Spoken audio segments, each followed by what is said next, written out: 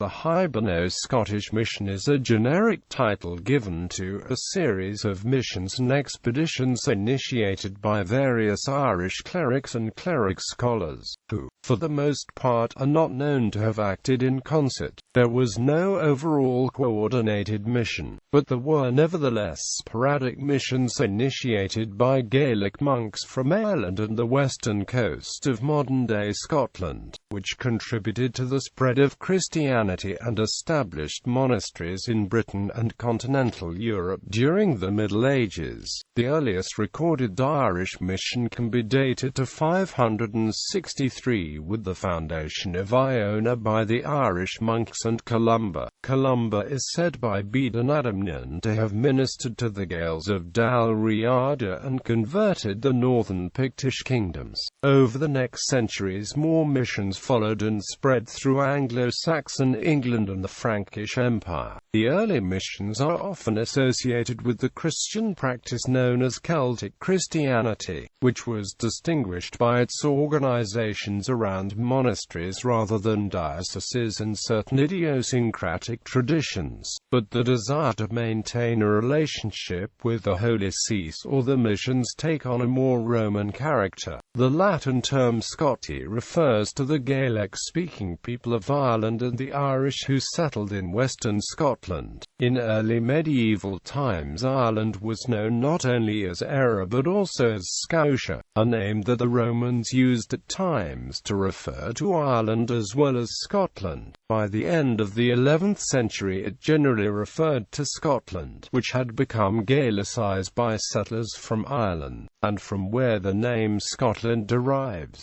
The Romans also gave Ireland the name Hibernia. Thus, the Scots missionaries who were so influential in the early church history of Germany included men from both modern countries Ireland and Scotland. Cloister is the name applied to the monastic foundations of Scottish and Irish missionaries in continental Europe, particularly to the Scottish Benedictine monasteries in Germany, which in the beginning of the 13th century were combined into one congregation whose abbot general was the abbot of the Scots monastery at Regensburg. Ireland's sobriquet, Island of Saints and Scholars, derives from this period, when scholars and missionaries from Ireland exerted great influence on continental Europe. Columba to Columbanus, Irish abbot and missionary Columba founded the Abbey of Iona off the western coast of modern-day Scotland in 563. Following that was the foundation of Lindisfarne in 635 by the Irish monks and Aidan. The missions continued throughout most Anglo-Saxon kingdoms during the following decades. The last pagan Anglo-Saxon king, Arwald of the Isle of Wight, was killed in battle in 686. Columban was active in the Frankish Empire from 590, establishing monasteries until his death at Bobbio in 615. He arrived on the continent with 12 companions and founded Annagray, Lacoy, and Fontaine in France and Bobbio in Italy. During the 7th century the disciples of Columbanus and other Scottish and Irish missionaries founded several monasteries in what are now France, Germany, Belgium and Switzerland.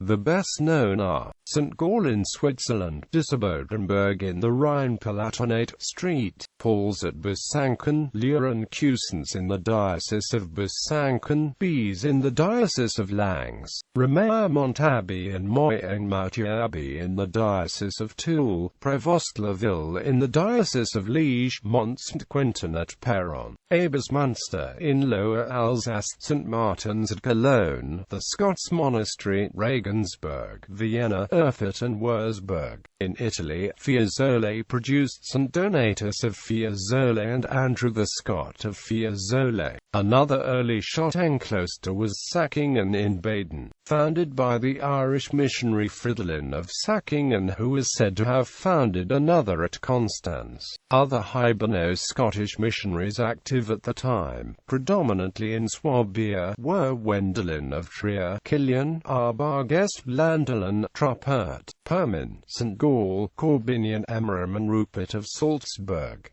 After Columbanus, Hiberno-Scottish activity in Europe gradually declined after the death of Columbanus. There were monastic foundations in Anglo-Saxon England, the first in about 630 at Beresburg, an unknown place in East Anglia but possibly Borough Castle mentioned by B. Others such as Malmesbury Abbey, perhaps Boshik and Glastonbury Abbey had strong Irish links, even if they already existed before the arrival of the Hiberno-Scots. The profile of Iona declined, and from 698 until the reign of Charlemagne in the 770s, the Hiberno-Scottish efforts in the Frankish Empire were continued by the Anglo-Saxon mission. See Germanic Christianity. Irish monks known as Papa are said to have been present in Iceland before its settlement from 874 AD onwards by the Norse. The oldest source mentioning the Papa is the Islanding of Bok, between 1122 and 1133. Such figures are also mentioned in the Icelandic land name Abok, which states that the Norse found Irish priests, with bells and croziers, at Iceland at the time of their arrival. Among the Irish monks who were active in Central Europe were two particularly important theologians, Marianus Scotus and Johannes Scotus Erasmus.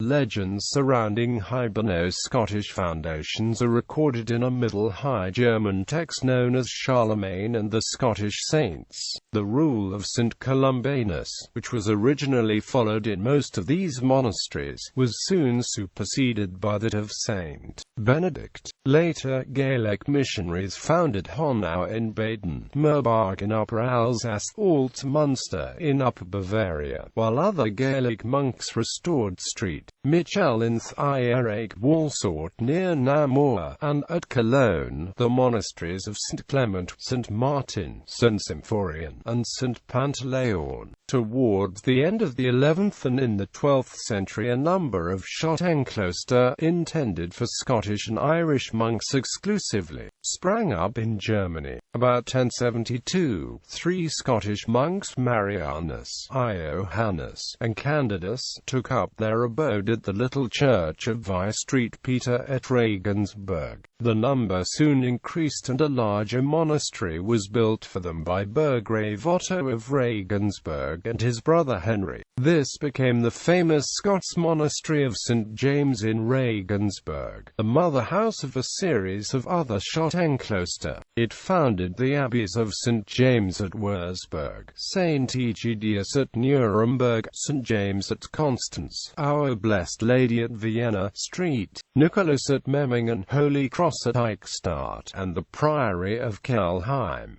These, together with the Abbey of St. James at Erfurt, and the Priory of Vi Street Peter at Ratisbon, formed the famous congregation of the German Schottenkloster, which was erected by Innocent III in 1215, with the Abbot of St. James at Ratisbon as Abbot General. 14th century onwards. In the 14th and 15th centuries most of these monasteries were on the decline, partly for want of Scottish or Irish monks, and partly on account of great laxity of discipline and financial difficulties. In consequence, the abbeys of Nuremberg and Vienna were withdrawn from the Scottish congregation and repeopled by German monks in 1418. St. James's Abbey, Wurzburg, was left without any monks after the death of Abbot Philip in 1497. It was then repeopled by German monks and in 1506 joined the Congregation of Bursfell. In 1595, however, it was restored to the Scottish congregation and continued to be occupied by Scottish monks until its suppression in 1803.